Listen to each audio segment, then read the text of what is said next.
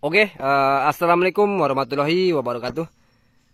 Jumpa lagi bersama channel saya, Vilialah.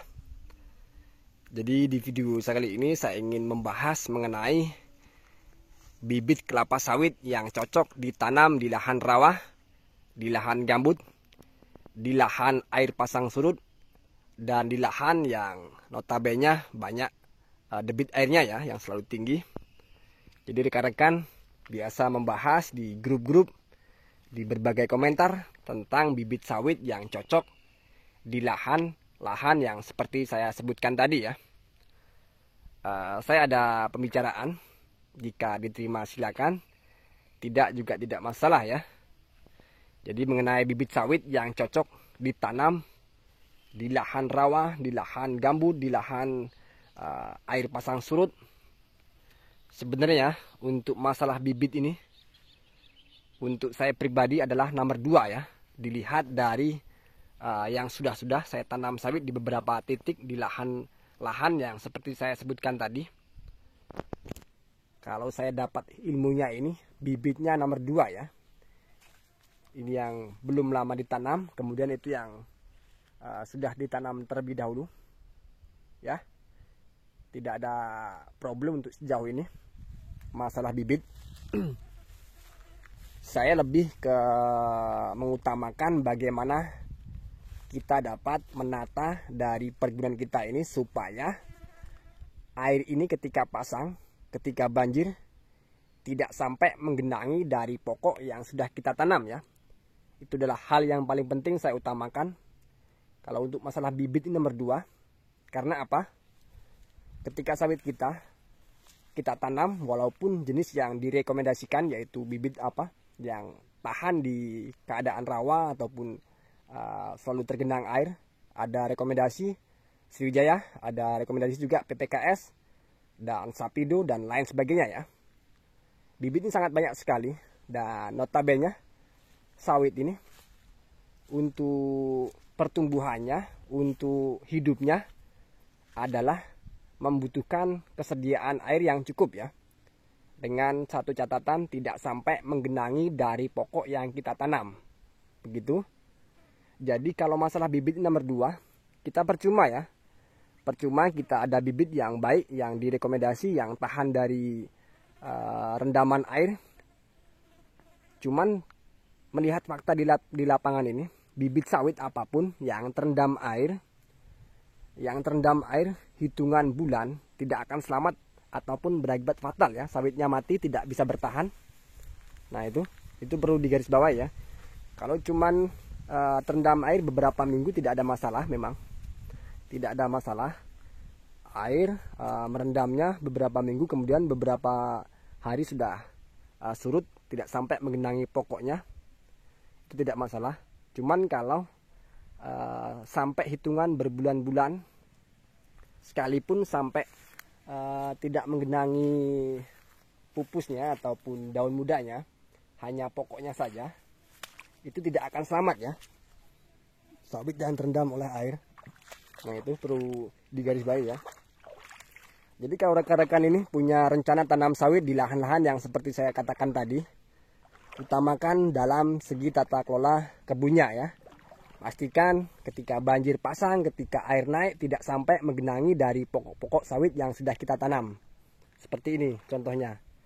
Ya, tidak sampai menggenangi dari pokok sawit yang sudah kita tanam.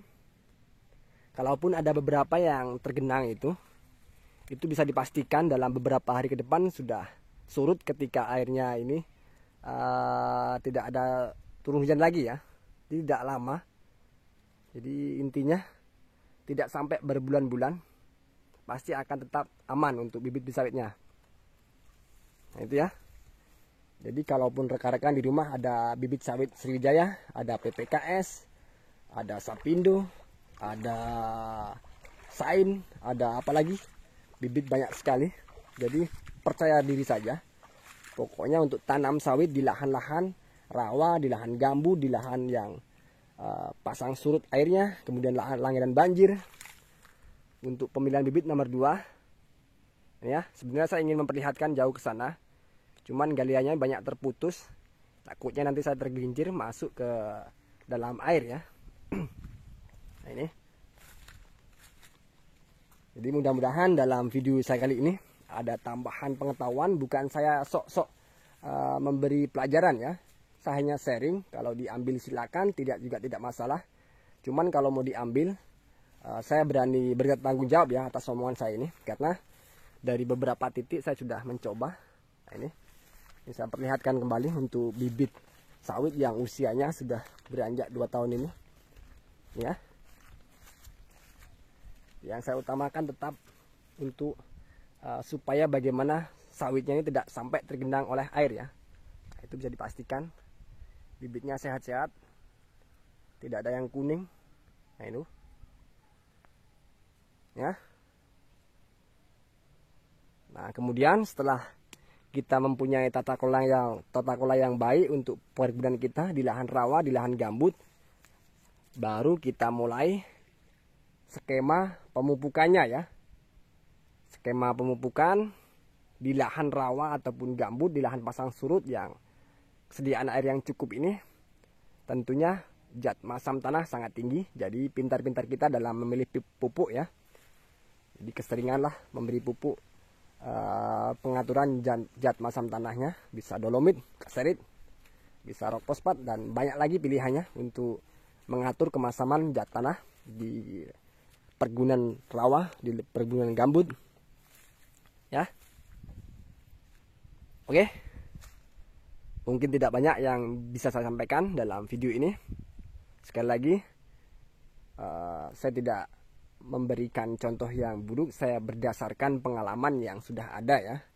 Kalau mau diambil silakan, tidak juga tidak masalah. Kalau ditanya masalah bibit yang cocok di lahan rawa, di lahan gambut, di lahan pasang surut airnya, di lahan langganan banjir, kalau untuk saya pribadi, bibitnya nomor 2. Yang penting tata kelola ruang perkebunan kita ini sudah memadai, sudah pantas untuk ditanam sawit. Bagaimana caranya supaya tidak menggenangi dari pokok sawit yang sudah kita tanam ya. Karena air ini jika terlalu berlebih berakibat fatal bagi perkebunan kita. Sawitnya tidak bisa bertahan, bisa mati ya. Kalau menggenangi pokok beberapa minggu tidak ada masalah. Kalau hitungan bulan dipastikan untuk sawitnya berakibat fatal, bisa mati ya. Ini kalaupun nampak yang sawit jelek-jelek itu adalah sawit yang terkena serangan hama kumbang tanduk ya. Rawan sekali untuk hama kumbang tanduknya, walaupun di lahan rawa sekaligus ya, masih banyak sekali hama kumbang tanduk. Oke, jika ada pertanyaan dalam video saya kali ini, silahkan tulis di kolom komentar. Dan saya ucapkan mohon maaf apabila dalam video saya, dalam sharing saya ini masih banyak sekali kekurangan. Niat saya sharing bagi para rekan-rekan yang lebih paham, yang lebih mendalami dalam pemilihan bibit di lahan rawa ataupun gambut. Saya ucapkan mohon maaf apabila ada saran yang baik, silakan tulis di kolom komentar ya. Oke, saya tutup. Terima kasih. Assalamualaikum warahmatullahi wabarakatuh.